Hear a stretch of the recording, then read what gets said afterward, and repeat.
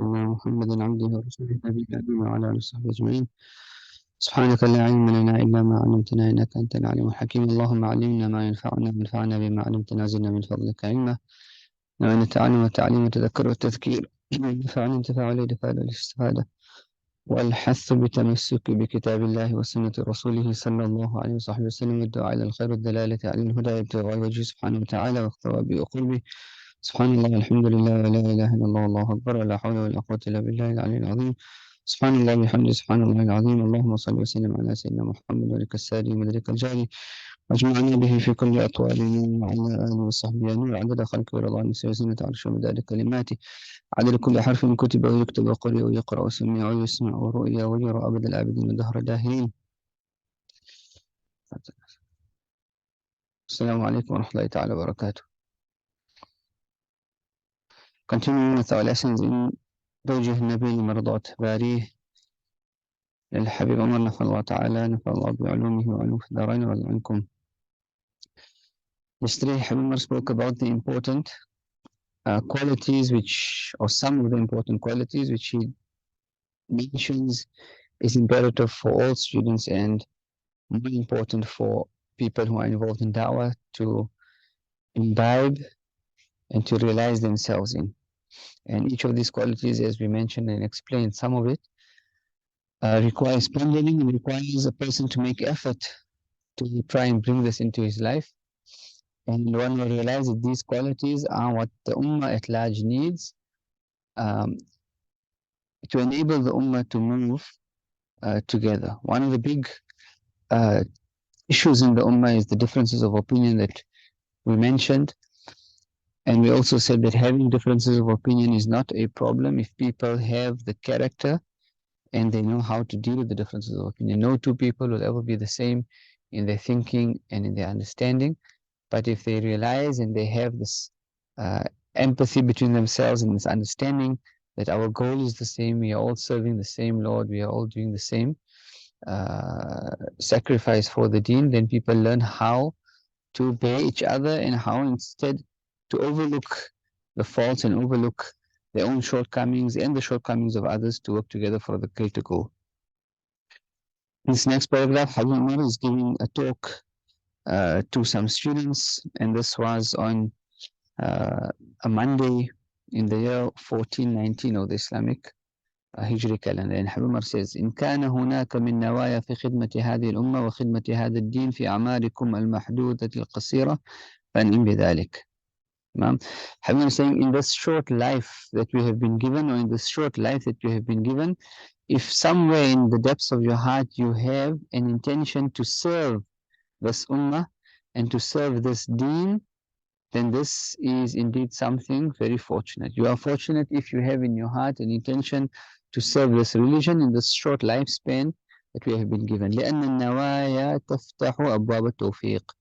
Because intentions and good intentions open up the doors of tawfiq. And there are traditions that say that whoever opens for themselves one intention to do good, then Allah subhanahu wa ta'ala opens up for them 70 doors of tawfiq, or 70 doors of opportunities that will present themselves for this person to actually fulfill that intention.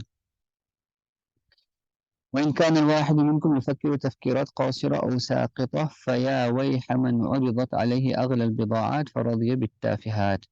However, if a person, if one of you are thinking thoughts which are lowly or deficient, for example, a person might be thinking about sins, or their vision is not wide and expensive, they are only concerned about this worldly life, or feeding themselves, food, drink, and the like. فَيَا وَيْحَ مَنْ عُرِضَتْ عَلَيْهِ أَغْلَى الْبِضَاعَاتِ فَرَضِيَ بِالتَّافِهَاتِ وَالدَّنِيَّاتِ. And so woe to that one who he has been presented with the most expensive merchandise, but he has been pleased with only something despicable. This is specifically for these students that came to Dar Mustafa, and perhaps if some people don't pull their weight, or they don't do what is required in terms of learning the concepts and doing the da'wah, and they're concerned just with living in the way that they are used to, but more so also for all of us in our lives, the principle is the same, that we have the greatest merchandise given to us by Allah subhanahu wa ta'ala and the Prophet sallallahu alaihi wasallam, and our duty is to convey that message. Our duty is to live by that message. And if we are not living with this vision and mission in our life, then a person needs to reevaluate their priorities. وَأَثَرَ عَلَيْهَا مَا لَا يُسَاوِي شَيْئًا. Because such a person who gives preference to anything else over the deen, then he's given preference to something which does not weigh anything. Right? It's a simple concept of something that has value and something does not have value. How is it possible that someone can give value to something which in essence has no value? And so this concept of finding in your depths of your heart, as a person is sitting at any time of the day or night and they look into their hearts, what are the intentions? And does a person have anywhere in the depths of their heart an intention to serve the deen or to be of service to the deen in any way possible? And there's a difference between a good intention, which is a niyyah, and a false hope, which is an umniyah. In Arabic, niyyah is a good intention, and umniyah means high hopes or false hopes. What is the difference between a niyyah and an umniyah? Some people might have thoughts of serving the deen, but these are just high hopes. A person might think, I would like to memorize the Quran, I would like to learn Arabic, I would like to do this, I would like to do that, and these are good thoughts. But how do we know that this is a sincere intention, or is it merely a whisper of the soul and it becomes a high hope? The difference is that a niyyah, a sincere intention, Allah opens up doors of tawfiq, meaning Allah will give you opportunities, and a person whose intention is sincere, he leaps and jumps to take hold of these opportunities. So someone who wants to memorize Quran, for example, but he's working, and we find, alhamdulillah, some people also, they were medical doctors and studying, but they have this desire and intention to memorize the Quran. So what happens when they have 1 hour in the morning free, they expend that 1 hour in memorizing the Quran. Whereas if it is a high hope, this person will think, oh, it's only 1 hour, it's not enough time, and that hour goes to waste. So the difference between an intention and a high hope is that when time presents itself to actualize the intention that you made, you take hold of those opportunities. And if it's just a high hope, time will go, days will go, hours will go, and you still haven't done anything about that thought in your mind. And the Prophet spoke about the power of intentions on the day of Qiyamah. He said a person will come and he will see a mountain of good deeds, a mountain of charity, and the angels will tell him that this is your reward, and he will say, but I did not ever give charity to this amount, and this is a huge reward.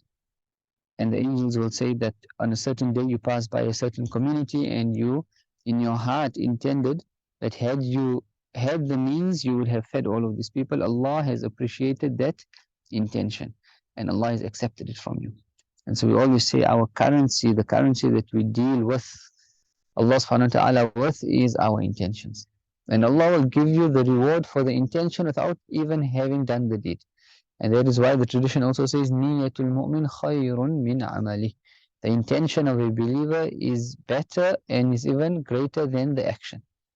Because an action done without an intention will have no reward. But an intention done without an action will still have a reward. And a reward according to the generosity of Allah subhanahu wa ta'ala. And that is why intentions were such an important, were and still is such an important part of the spiritual path, not just the spiritual path.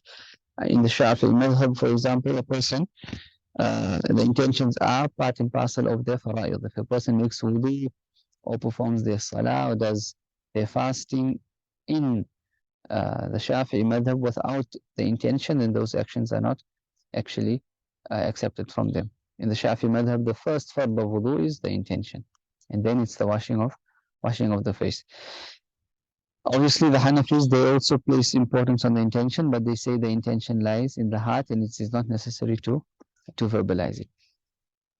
So, the people of Allah subhanahu wa ta'ala, they would train their children to make intentions. We know the famous book that Habib Sa'ad wrote, the Book of Intentions, and anyone that visited him in Tarim, his advice to them was to read this book. And he used to keep copies, and anyone that came, he would give them a copy. And alhamdulillah, it's been translated into many languages. The purpose of the book is not for a person to look at it, but the purpose of the book is for a person to make those same intentions whenever they are doing anything, but to learn the science of intentions. In the Tasawwuf path and in the deen, every aspect of the deen is an ocean. Some people merely only have a view of the ocean, and others will be able to walk on the sand, and others are able to just wet their feet, and others are able to go knee high, and others delve into the depths of the different oceans of the Sharia, of the Tariqah, and of the Haqiqah. So intentions also are an ocean. And all blessings which we have, which Allah subhanahu wa ta'ala has given us, they say, Afatun ni'ma al-ulfa. The calamity of any blessing is familiarity. We become used to having a certain blessing, and so we stop appreciating it. And they would say then that the protection of a blessing is the new intention that you make every time you come across, or every time you account that blessing. So a person, for example, might be a student of knowledge. Every day you come to a lesson, you need to have a new intention over and above the previous intentions that you have had. Otherwise, it just becomes a habit and a custom. No matter how much you wanted something before, you could have been making dua to Allah subhanahu wa ta'ala to go study in a certain place, or to have a certain blessing, or to achieve a certain goal. And years and years and years would have gone by, and you've been crying and making dua to Allah for this every day because it's something you really want. And a few months after you achieve it, if a person hasn't learned how to protect their ni'mah through intentions, then this just becomes a part of their life. And they might even forget that this was something that we once wanted from Allah subhanahu wa ta'ala, and we expended much effort in trying to achieve it. And so how do intentions need to be made? When you read the book, for example, the book of intentions of Habib, he teaches us how to make intentions. Intentions are not necessarily only based around, so for example, if a person is sitting in a lesson, one of the intentions is to establish the Sharia of Allah subhanahu wa ta'ala on the earth. How is that going to happen? That is not your concern. How is it actually going to happen that the Sharia of Allah subhanahu wa ta'ala can be established on the earth through these lessons? We don't know. But if that is your intention, then Allah will give you the reward for that lesson as though His Sharia has been established on the earth. Because the intention that you have will determine the conviction with which you come to that lesson. That is one intention. Intentions don't even need to be connected to the thing that you are doing. So, for example, you invite people home for a meal, and your intention is that Islam spreads throughout the world, that Allah subhanahu wa ta'ala would establish or spread Islam throughout the world. It might necessarily not be connected to each other in the physical sense. But if a person has this intention, then even the way he would go about handling those guests would be different, right? Especially if those guests were students, right? He would try to then have some conversation with them about the importance of da'wah, because the intention will determine how the action comes out. So a person who intends by inviting people to his house just for a meal that Allah spreads da'wah through the world, he will deal with those guests differently than a person who intended merely for people to eat. And so time needs to be spent on developing one's intentions. But then at the time of doing the intentions are actually just split-second thoughts that come through the mind, right? Once there was a student and his father was a Shaykh, and they were sitting and eating, and he heard a loud noise outside the house. So he stood up, as is common with children, and they hear any sound, he stood up to go and try and find out what the sound was. So the father grabbed him by the hand and said, with what intention did you stand up to go see, to look out the window? And obviously the child, he says, just inquisitiveness. So the father said, this is not a good intention. And so he said, did you intend that if you see someone in need that you would help them? And he started enumerating so many intentions just for standing up to go look out the window. And these are split thought seconds, right? Split-second thoughts. And then he mentioned to his son that, my son, I don't walk through this door, the room that they were eating in, to the next room. He says, I don't walk through this door except that I have in my mind 600 different intentions, right? And so intentions are also a different language, right, that one has with themselves and with Allah subhanahu wa ta'ala. And we can think of them as thoughts. The thoughts that you have before you do something, these are the intentions. The pious would teach their children intentions. When they go out of the house, intend that if you pass by someone in need, you will help them. If you see someone carrying something heavily, you will assist them.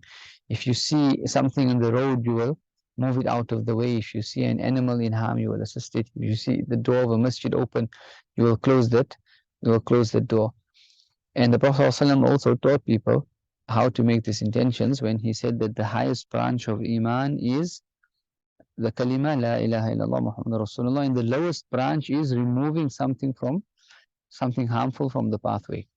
And the practice of the pious was when they saw something harmful in the pathway, they would pick it up and remove it, and they would at the same time say La ilaha illallah Muhammad Rasulullah, thereby joining between the highest and the lowest branches of faith. And intentions, as we mentioned, they are an ocean. Person needs to start. And as a person is sincere with Allah subhanahu wa ta'ala in making intentions, Allah then teaches them how to make more intentions. And intentions might not necessarily only be connected to things of the physical world, they can be connected even to things which can happen supernaturally, right? When a person wants to affect things, right, in the world, they can affect things in the world and in the hereafter merely through their intentions. Whether the physical means of that thing are possible or not is a different question. But if a person knows that by the intentions I am dealing with Allah subhanahu wa ta'ala, who is all powerful and who has the ability, who controls time, who controls space, who controls the means, then a person is able to do amazing things just with their intentions.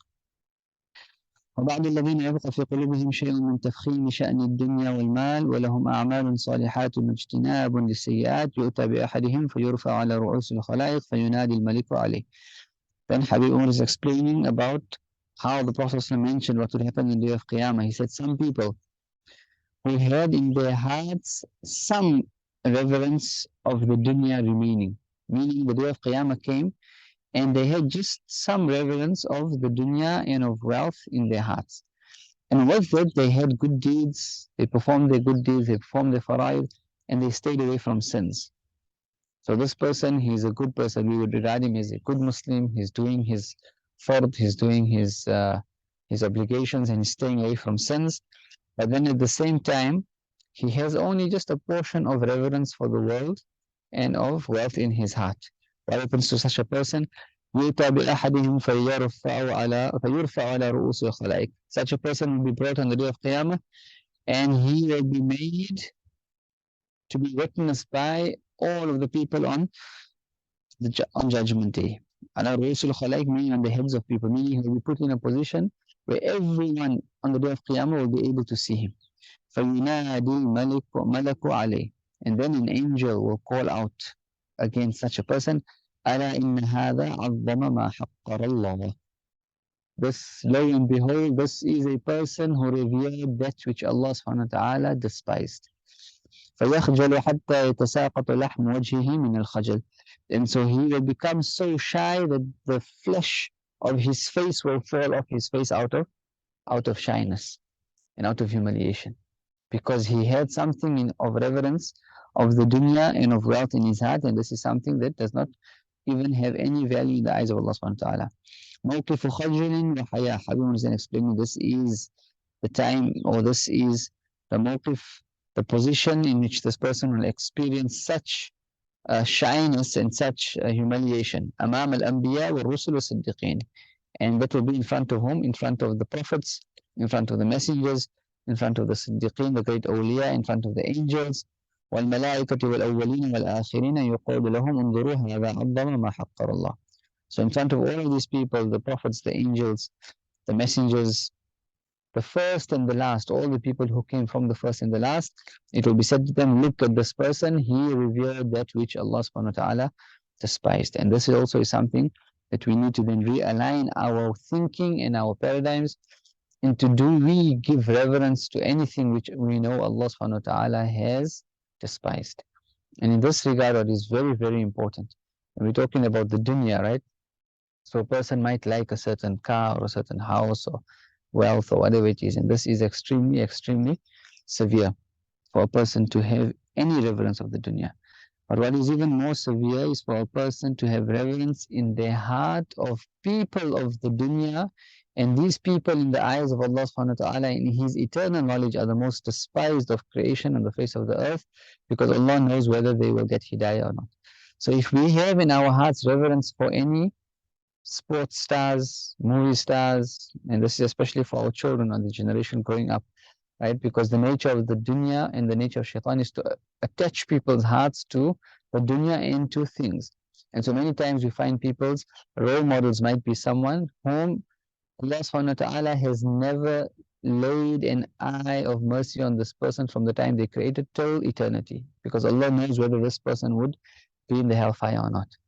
And so if a person will be called on the day of Qiyamah because of reverence that he had for something of the dunya, what will happen if he had reverence in his heart for people who are despicable in the eyes of Allah subhanahu wa ta'ala? Right? And this means a person really needs to realign and reevaluate what are the things we give value to, and where, as he say, where is your heart?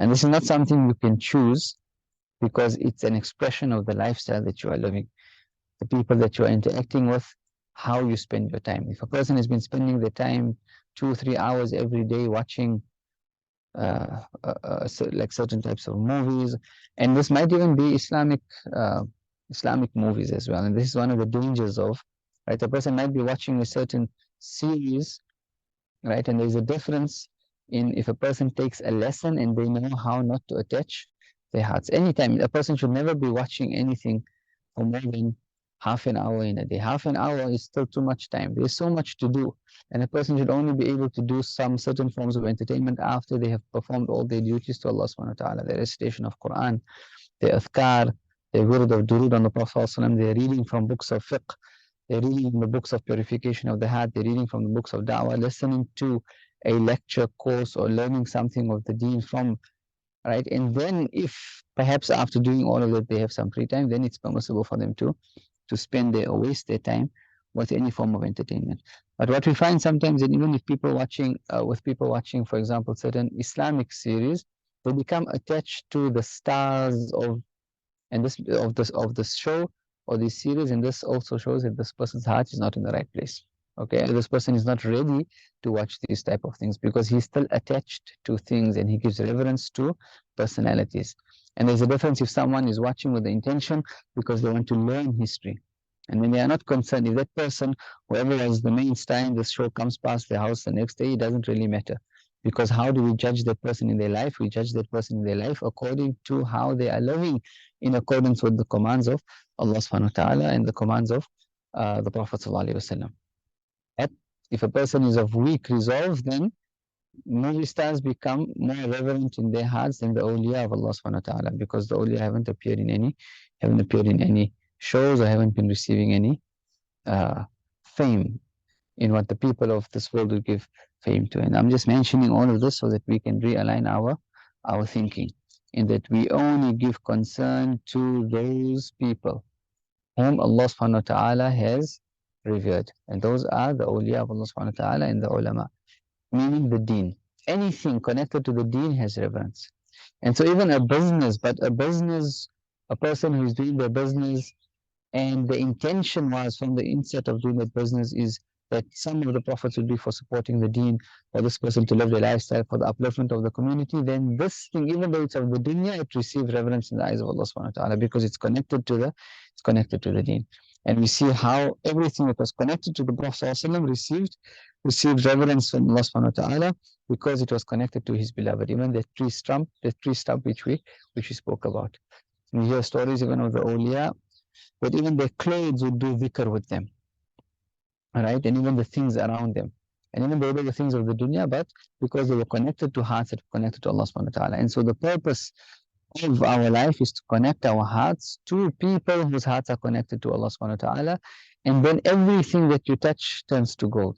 They say of the awliya, everything that they touch turns to gold, and everything that they lay their eyes on, which they give a gaze to, or which they make dua for, would be blessed. And that is why we find in the city of Tarim, a person who just open up his new optometry, he's an optometrist, he's opened up a new place.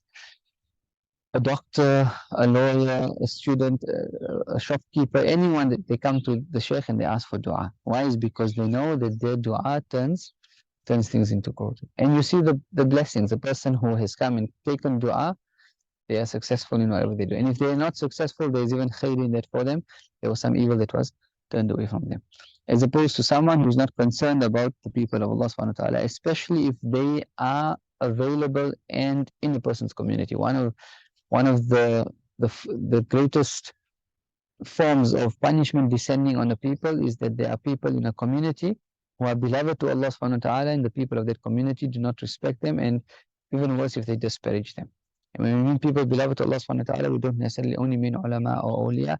They could be poor people. They could be people that no one even looks at, right? We might even regard them as beggars or vagabonds, right?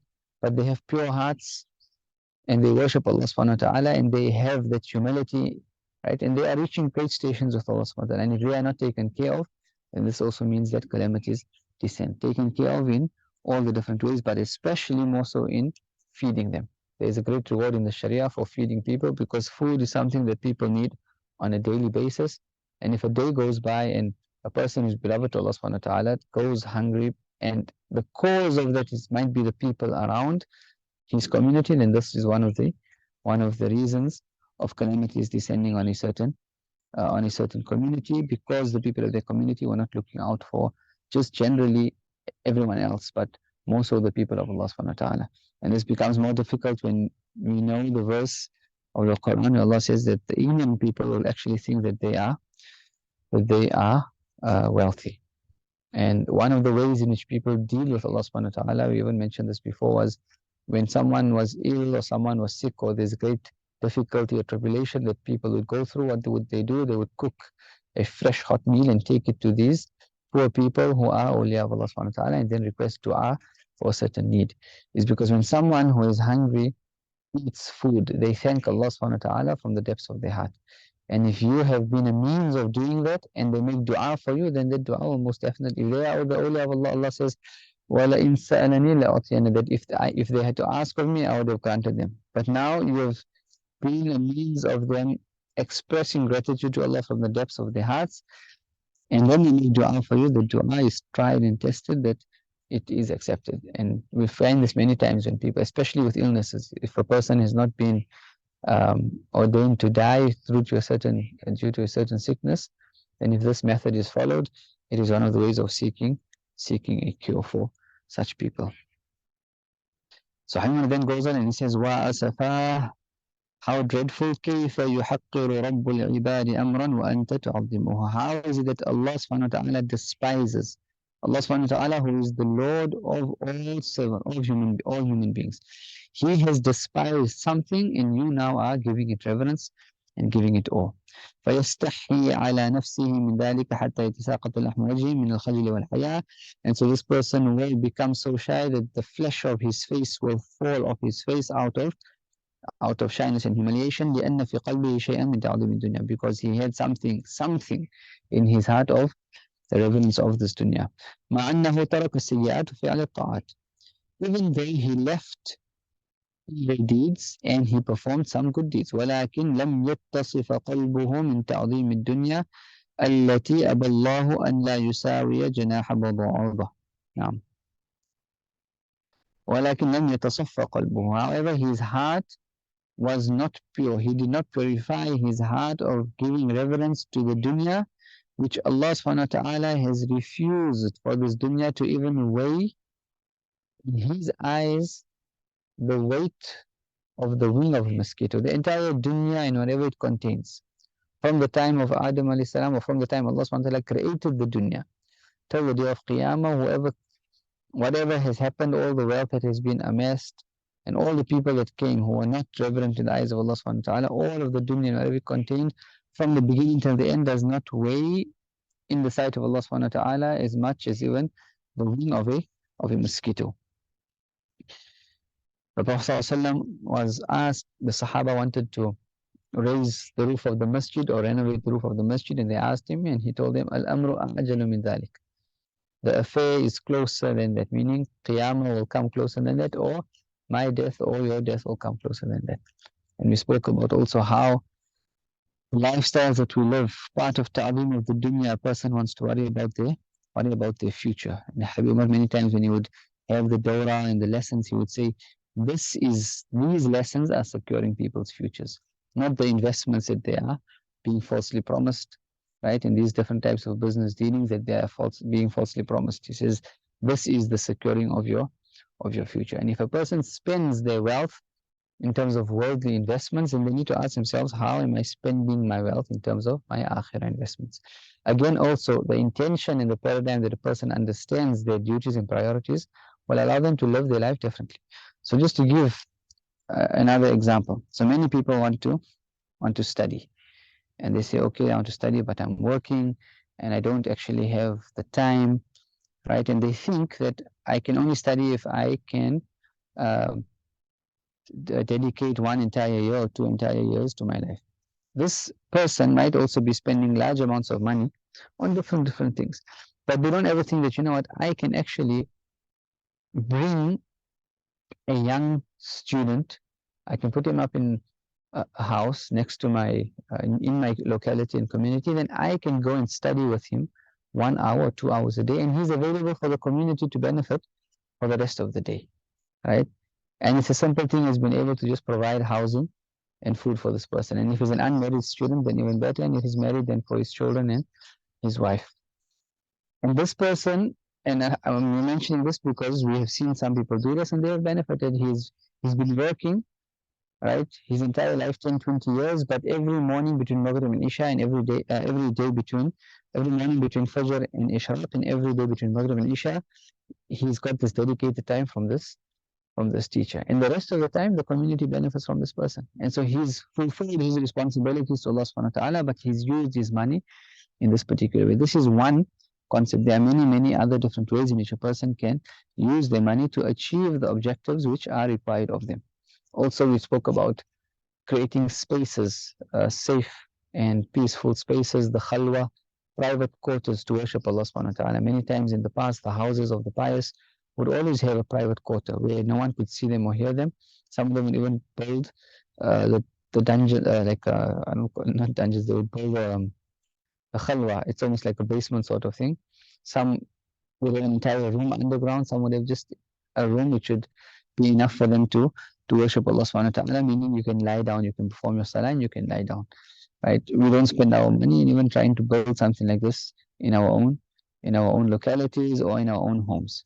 Again, even the masajid that we build, how do we build the masajid so that it can provide this serenity and peacefulness? Some of the masajid, we see them also, they have the masjid built, but on the sides they have these cubicles. They're almost like i'tikaf things, but they are permanent there. A person can go in, close the door, and you have private moments with Allah subhanahu wa ta'ala.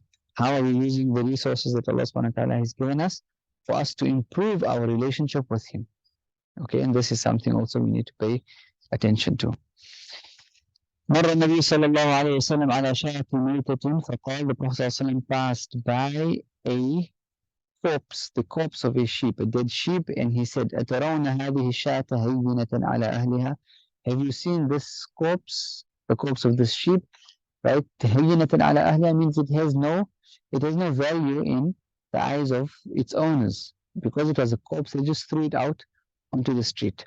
من هوانها ألقوها. Because of its despicability in their eyes, they threw it out.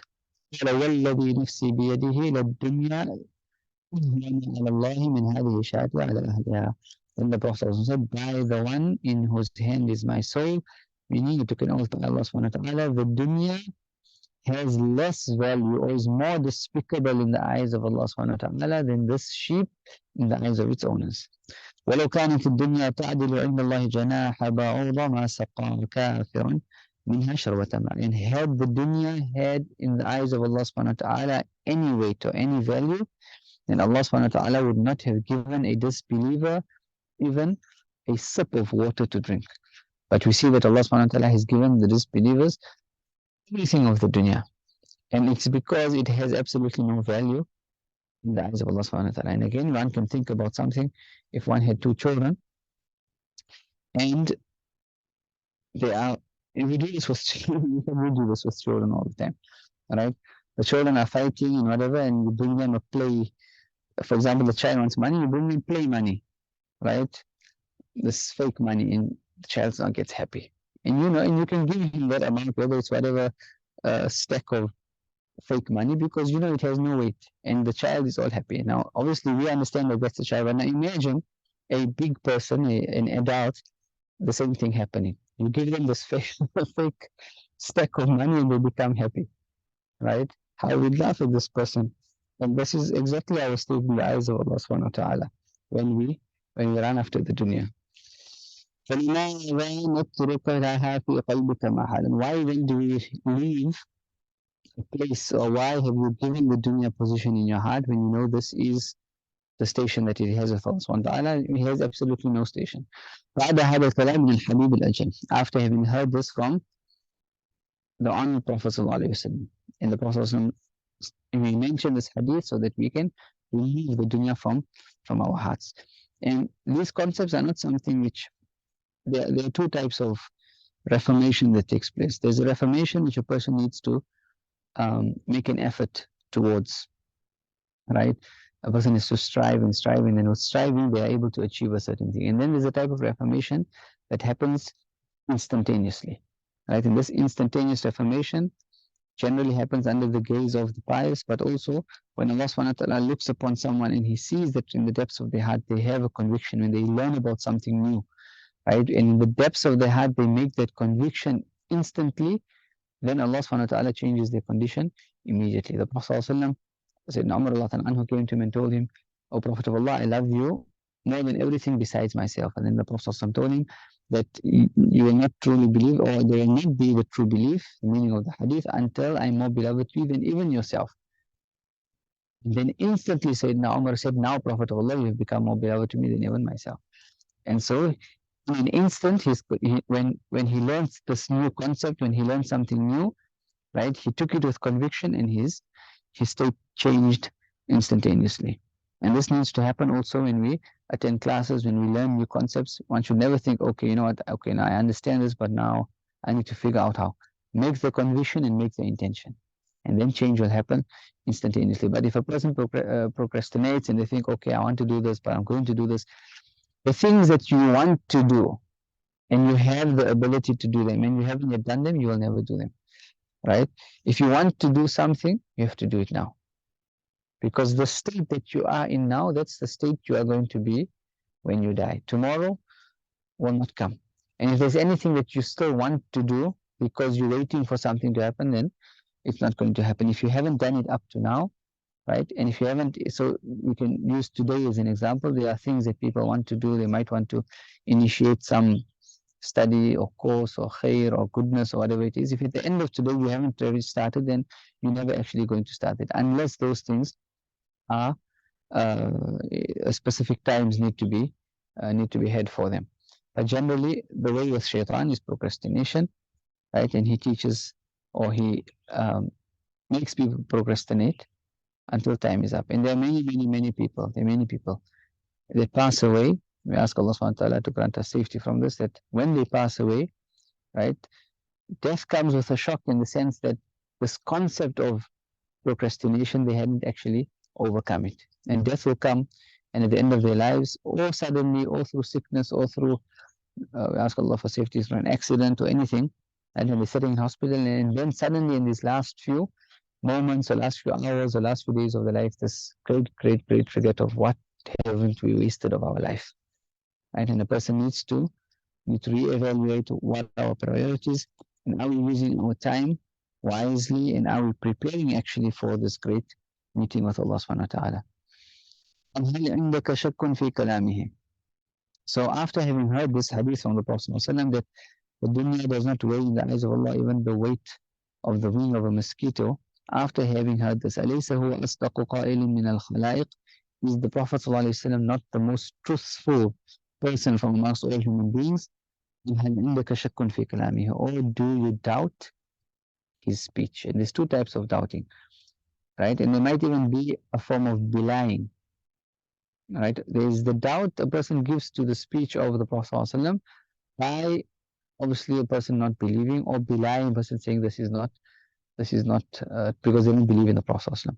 But then there's a form of doubt and belying which translates into your actions. If a person, right, knows that the Prophet ﷺ has said that the dunya does not weigh anything in the eyes of Allah, but you still have reverence, then in your actions you are almost belying the saying of the Prophet ﷺ, or you are almost doubting his saying. And this is a way to take oneself to account, that are my actions truthful and believing in the words of the Prophet. One is to believe with the heart and mind, we know that, and one is that your actions are. Obviously, this is a higher level. It doesn't mean that if someone has reverence in their heart for the dunya, that they are belying the saying of the Prophet. right? One needs to then just align what is between their belief and their actions, their mind and their heart and their actions. Allah yarbatuna bihi inshaAllah ta'ala. May Allah subhanahu wa ta'ala connect us to the Prophet, connect us to him in a way in which we bring truthfulness to that which he has said in our actions and in our thoughts and in our intentions. وَالْآنَ نَخْتِمُ كِتَابَ الْغُرَرِ. And so this was a gathering, generally sometimes in the lessons that Habib Umar has, if certain students or certain halaqat or sometimes even individual people, they have read, because reading is part of the path, right? They have read certain books. This book particularly, Al-Ghurar, is a book which is a commentary of a poem written by Imam al-Haddad. Imam al-Haddad wrote a poem, very famous poem, which deals with the biographies of all the pious awliya of Allah subhanahu wa ta'ala that have come from the time of the Prophet up to Imam al-Haddad's time. Right? But specifically also in Imam al-Haddad's sanad, in the nasab of the Sa'ala al-Ba'ali. So he writes the poem, and Habib Ahmad Zain al-Habashi, then Imam al-Haddad sanctioned him to write a commentary on this poem. So this entire book, he called it Al-Ghurar, right? Al-Ghurar al-Baha al-Bawi wa Durar al-Jamal al-Badi al-Bahi. It's a nice fancy name in Arabic, right? It is a commentary on the poem of Imam al-Haddad, which deals with the biography of all of the awliya. So it's basically a book of biographies of the people of Allah subhanahu wa ta'ala. And so when a person or the group or the halaqa or anyone who finishes the book, then they would come to Habib Umar and request that they read the last page, or they would complete the book in his presence, and then obviously he'll make dua for the person or that group.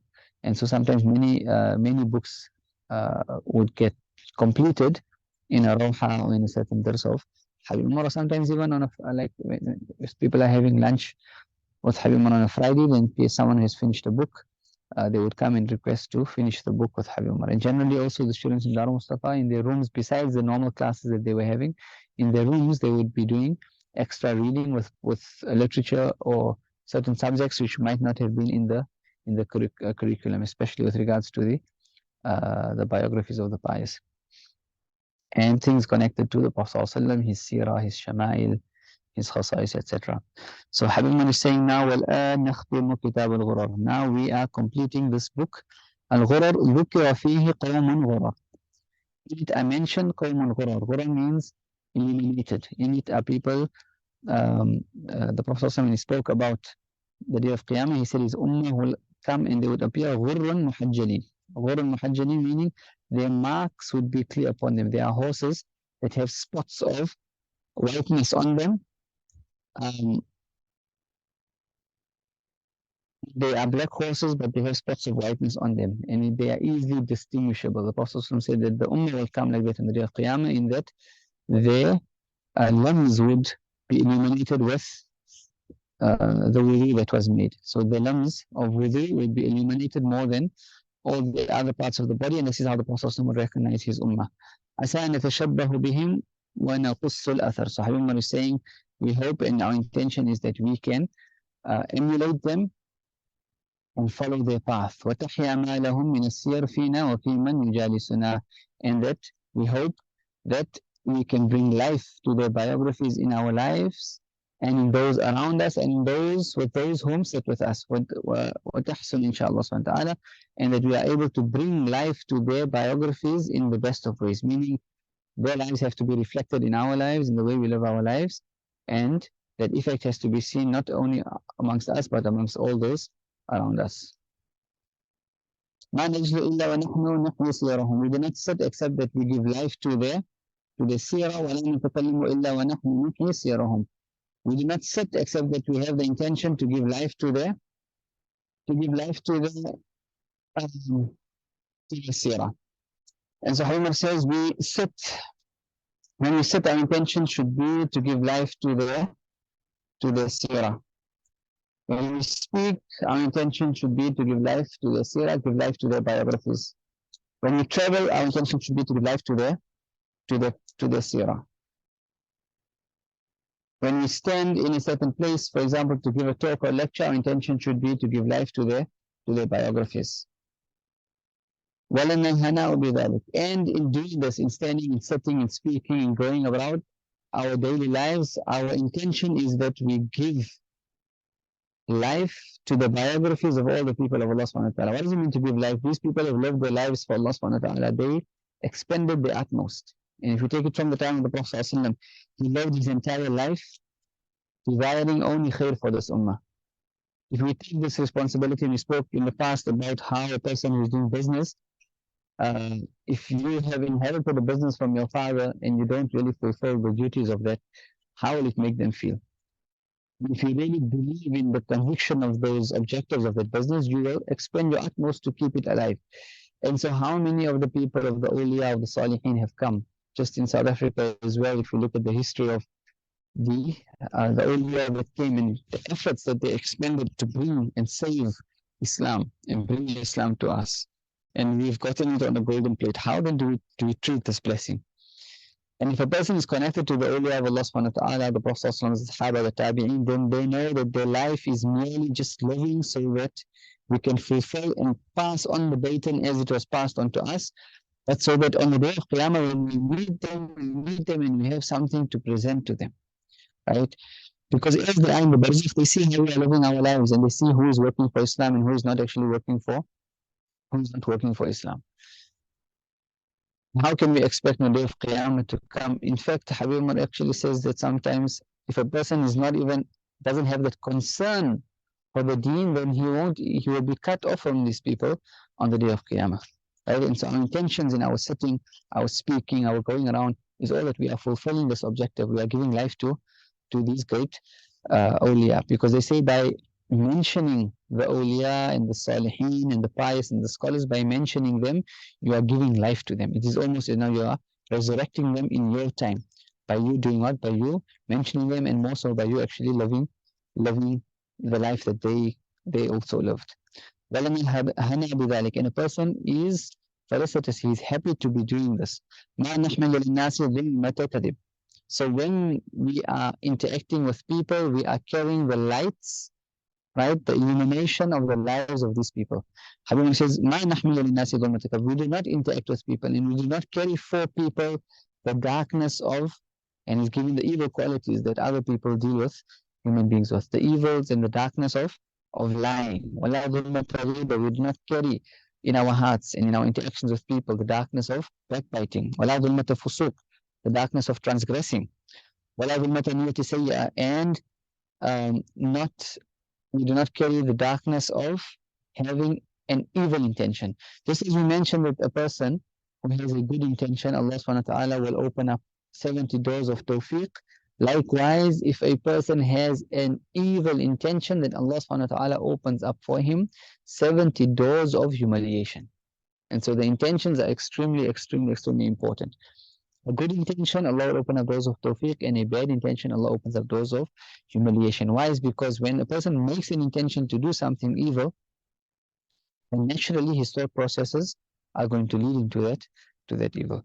And nor do we carry in our hearts, in our interactions with people, right, the darkness of not appreciating the blessings of Allah subhanahu wa ta'ala. Juhud also means negating the blessings of Allah subhanahu wa ta'ala. And not having a bad opinion. We do not carry in our hearts the darkness of carrying or having a bad opinion about people or about things.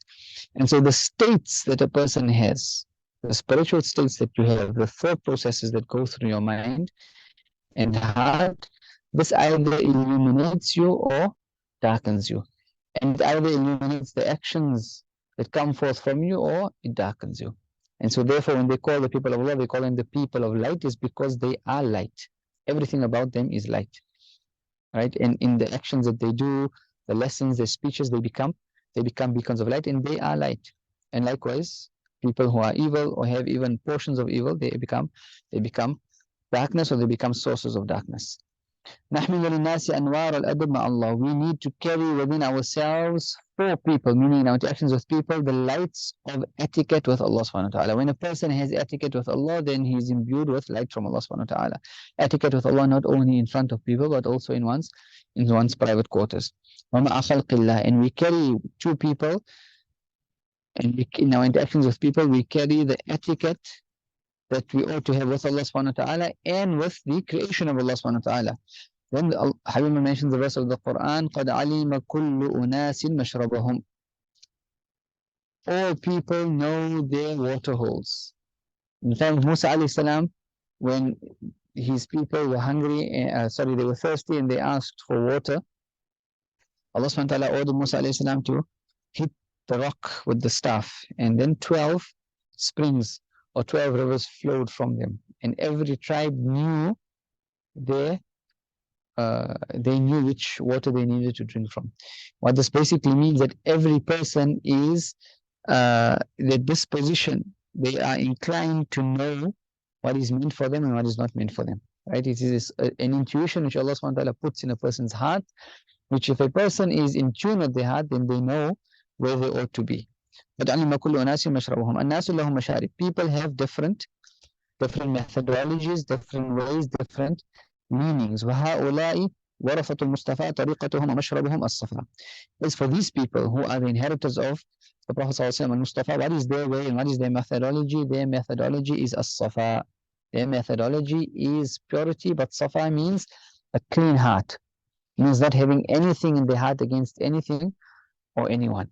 An expensive chest, an expensive heart which is pure. فَمَا يَعْرِفُونَ يَحْمِلُونَ عَلَى أَحَدٍ.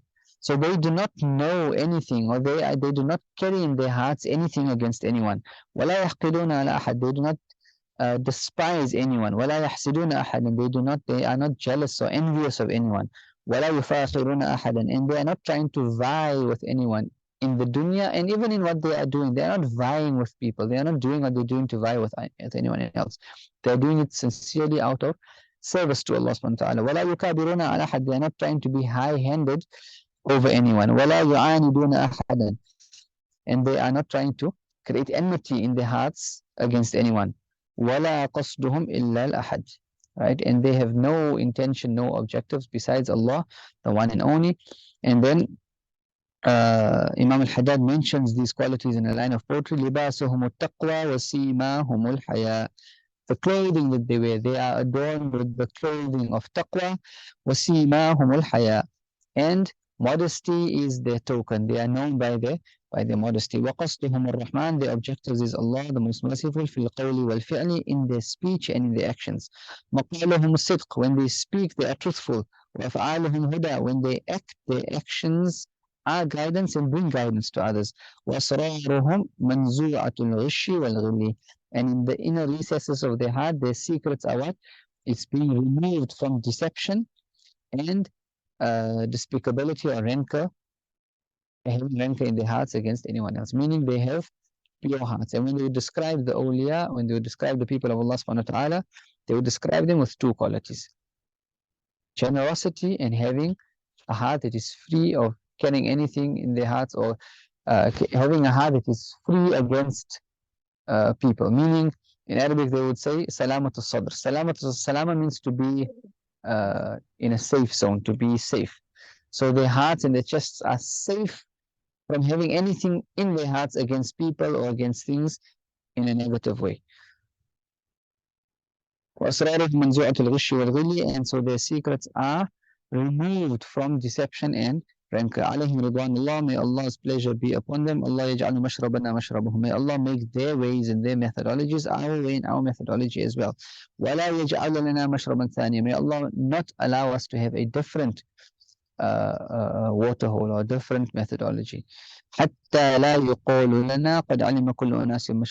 it will not be said to us, a person might claim that he wants to be with the awliya, but when it is said that everyone knows where they ought to drink, you want to be with them, but your lifestyle was different. Or you would like to be with them, but your intentions and your inclinations are different. You cannot drink from that pure water.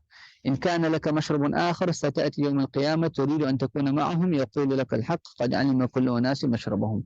And so if you have been living in your actions and in your thoughts, in your thought processes in your heart and mind, you have been living a different methodology. You have been drinking from another type of water. When you will come on the day of Qiyamah, and even though you want to be with them, Allah subhanahu wa ta'ala will tell you, قَدْ عَلِمَ كُلُّ أُنَاسٍ مَشْرَبَهُمْ. Each one knows their water place. everyone will be guided and everyone will know where they ought to be. The Prophet ﷺ, he mentioned that one of you, he is a person, if he has been written to be of the people of paradise, in paradise you will recognize your home in paradise more well than you recognize the home that you are living in right now. Right? And no one can say that when they come into the locality, especially if you have been living there for your whole life, that I don't know where I live.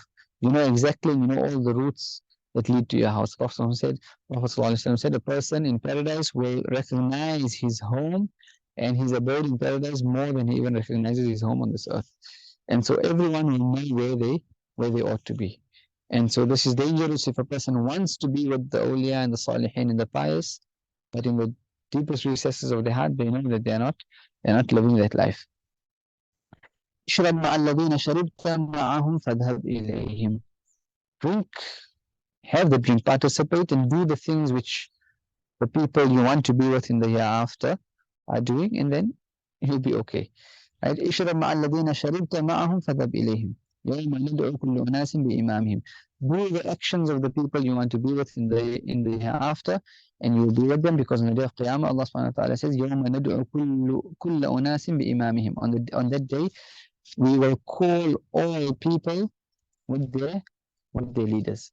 So whoever you are following, whoever you loved, whoever was your role models, you will be called with them on the day of Qiyamah, and you will be joined together. And if that person was a person who is honorable in the sight of Allah subhanahu wa ta'ala, then how fortunate is a person. And if they were someone who was despicable in the eyes of Allah subhanahu wa ta'ala, then the hadith also says, or the verse of the Quran, they will be heaped up and then thrown into the hellfire. We ask Allah subhanahu wa ta'ala to grant us tawfiq, to purify our hearts and our minds, and allow us to put into practice and to understand the gravity of these words. And obviously there is much more meaning intended by Habib Umar. We ask Allah subhanahu wa ta'ala to forgive us our shortcomings in explaining.